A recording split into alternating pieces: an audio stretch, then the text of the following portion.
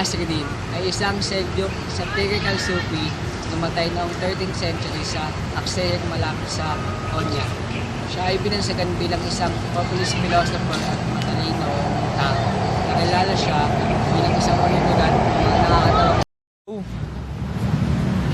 Tinagurian din silang alamat ng sining at pagkukwento dahil sa pagbiro at pagkatawanan, estilo at pagsusulat. Nagpasalin-salin sa bibig ng mga tao ang kanilang mga sinulat mula noong mapasang hanggang ngayon. Marami nagsasabi na lugar na pinanganakan ni Nasreddin ay Hortu Village sa Sirri Hisar Province sa panahon ngayon kilala bilang Turkey.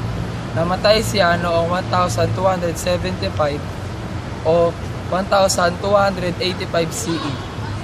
Ayon kay Prof. Mikhail Bayram na gumawa ng malawak na pananaliksik kay Nasreddin, ang buong pangalan ay Nasiruddin Mahmud Alkoy.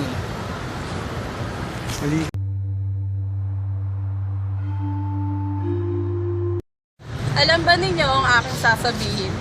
Handa na ang mga tao sa kanilang isasagot.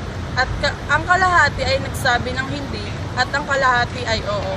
Kung kaya't muling nagsalita si Mula, ang kalahati ay alam ang aking sasabihin. Kaya't kayo ay magsasabi sa kalahati na di alam ang aking sasabihin. At siya ay lumisan. Siyang muli upang magsalita kinabukasan. Nang muli niyang tanungin ang mga tao, katulad ng katanungan ay sumagot sila ng oo. Sumagot si Mula Nasreddin, kung alam pala ninyong aking sasabihin, hindi ko nasasabihin.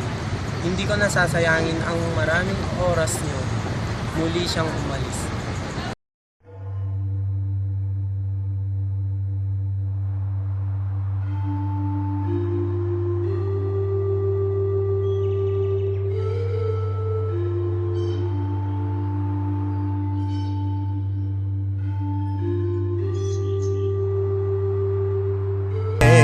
Because I'm alone.